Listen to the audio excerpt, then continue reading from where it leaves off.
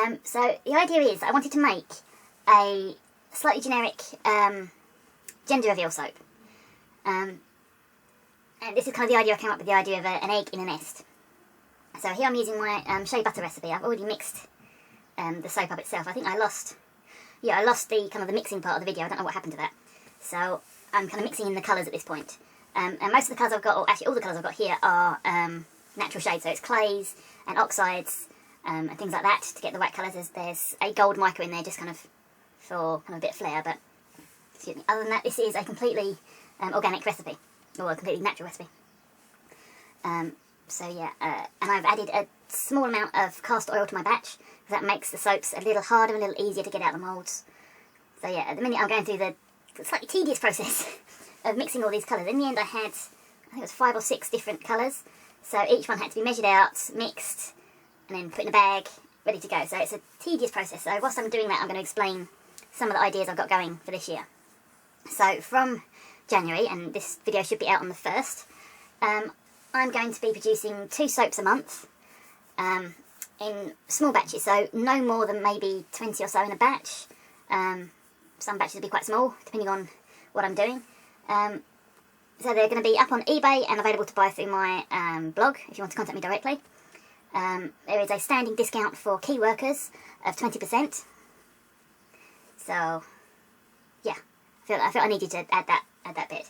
So what I've done with this year is essentially work through some ideas and some things I wanted to try. So I've got some different techniques of layering, of shaping, that kind of thing. I'm still using my 2 or 3 standard recipes. So I've got a milk soap recipe, a shea butter, and a Bastille. And those are the 3 recipes I'll constantly use. The first part of the year, the milk soaps are actually milk, they're dairy milk. But from, I think, May or June, they'll be switching over to soya or oat milk, just to kind of satisfy the vegans among the group. Because I missed out on some sales because my soaps weren't all vegan, which is aggravating, because I actually like a milk soap. It's more moisturising, I think, than a kind of an oat milk or a soy, but I'm listening to the crowd as it is. So yeah, some of these soaps I'm doing this year will be repeats of previous years. The soap I posted yesterday, the snowy morning, was a repeat of one of my very first soaps. But I did video that one. There's a couple of repeats of other soaps. I've got the high tea one, which was probably the second soap I ever did, with the orange bergamot, and the zebra stripe, that I'm not going to refilm, but I will be producing batches of those. So I'll let you know in the videos that match those, because each of these kind of releases are going to be over the end and the beginning of a month. So it'll be the last day of the month and the first day of the month. I have 2 videos up. And pretty much that's where the soaps will be available from. I've got some kind of small preview videos that I could throw up in the middle of the month and allow for some pre-ordering if I've got limited stock. So as for now, the plan is to have no more than 2 batches of any one soap. So if they're bar soaps like these, that's no more than 24 available. If they're loaf soaps, that's somewhere between 18 and 22, depending on how thick I cut them.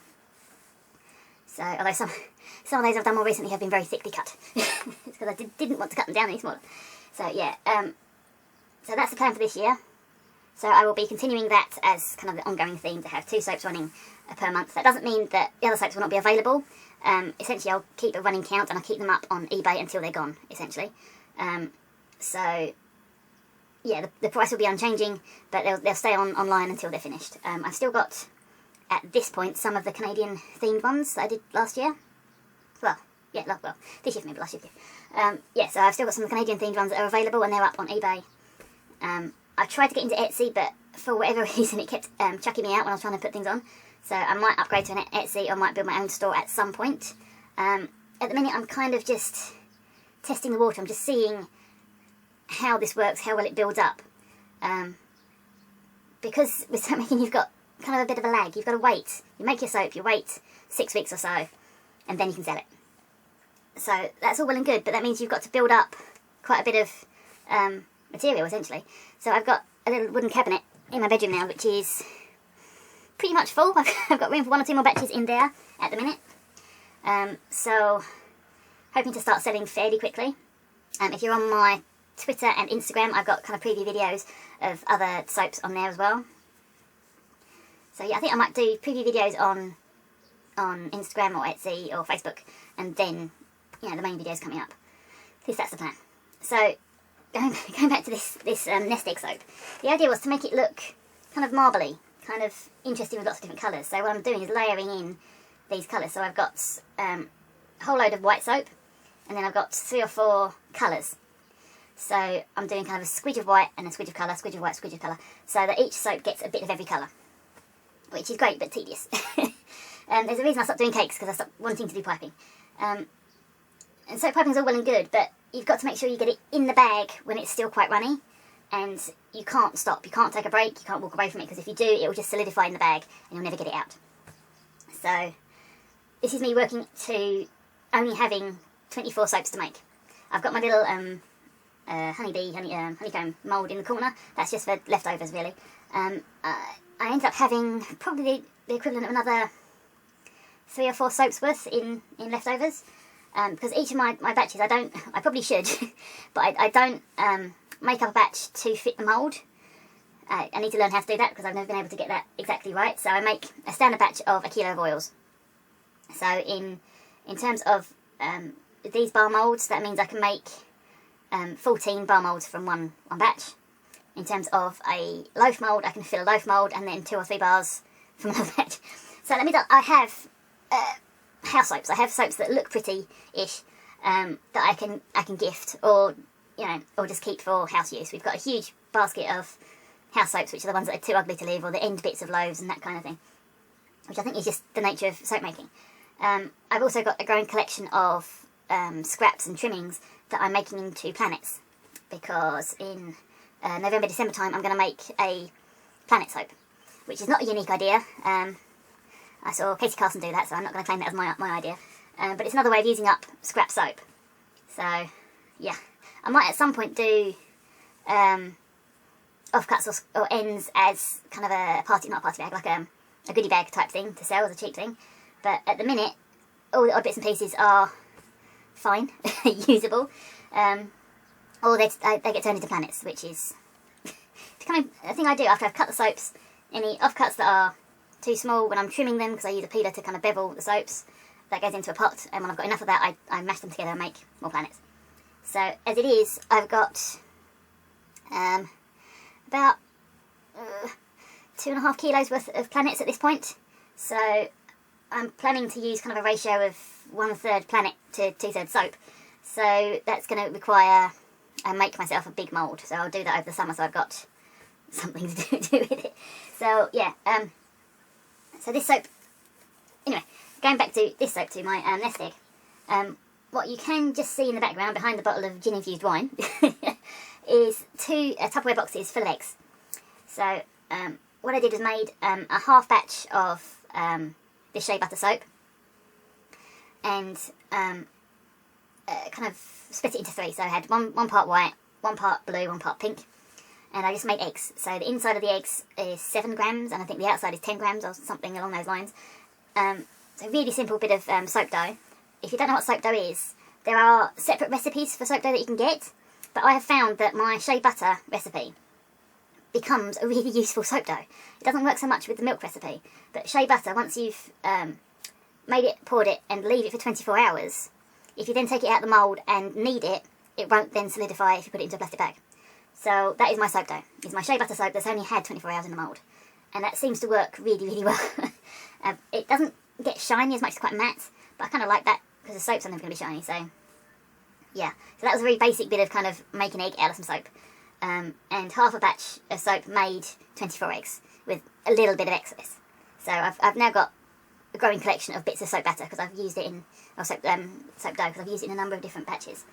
But I like it, it's useful. So I'm getting to the point, I think I'm getting towards the end of this pour. I probably should have measured each kind of dollop so that each one was even, but no. That would have been too much like complication, really. As you can see, I'm filling up my little honeybee mould quite a bit. I end up filling most of the segments here. So that's definitely another 2, possibly 3 or even 4 more soaps.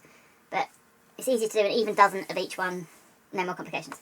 So hopefully, I can't remember, yes, these were slightly thicker than I wanted when it came to kind of swirling them. But that's all down to the time it takes to just pour this stuff, because it all just sit and set anyway. So I just gave them all a very quick kind of whiz around, kind of marbled slightly.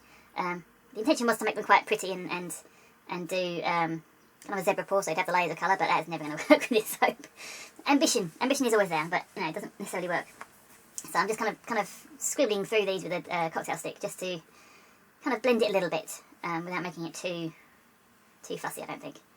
Now I've got an issue with the system I'm using. I'm not actually recording to time properly on this system, because my computer, when I'm playing the video, it plays it stop and start, and it's a bit jerky, so it's not quite on time. So I'm recording to what I see, but it may not necessarily be accurate to what's coming out here. So I'm hoping this makes sense. I'm hoping that things are happening at the right sort of time, but I don't have the technical skills to line up the video properly, and I don't have the system to make sure it plays properly. So as I'm finishing off these eggs, I'm making them look a bit more nest-like. So this is just some marigolds, some calendula petals. I'm just kind of creating kind of a little messy nest. Some of these I didn't put enough. I think I was a little bit stingy with the calendula. I could have really bumped it on there, really. That was a bit too light, I think. I think I was scared to make it look too messy and then realised it doesn't look messy enough. So you can probably see on that first egg before I put it in that the bottom's been sliced. Basically what I did was I put 2 lots of white eggs into white containers, and then realised I don't know who's who. So what I did was I just trimmed the bottom off of one so I could see the colour on the inside. And they've also been dusted in some iridescent mica. So now I've got, towards the end of this video, I've got kind of a moment of doubt, a moment of question, because I was unsure over which design of packaging to use. Now, the little brown paper package with the pink and blue paper belt is close to is what my standard packaging is, but I really didn't like it. It didn't look quite right. So I experimented with something a bit more joyous, a bit more interesting. And I couldn't find any green or purple stars wrapping paper, because that's what I was looking for. I didn't want to have a pink or a blue, because that would kind of give away the nature of the gender reveal. So I ended up having this multicoloured one, which is okay. And I'm kind of experimenting here with different colours of ribbon, different ways of tying. So this is the design I've gone with, or the idea I've gone with. So it's multicoloured stars and a white ribbon. And then what I do is I sew a little coloured label onto the ribbon so I know which one it is. So essentially when you order one of these soaps, on eBay you can either pick pink or blue. But if you want to kind of order them directly, like lots of people have, they then email me and say, I want this colour, or whatever. Or whoever's ordering, because it's not going to be the parent who's ordering a gender reveal soap necessarily.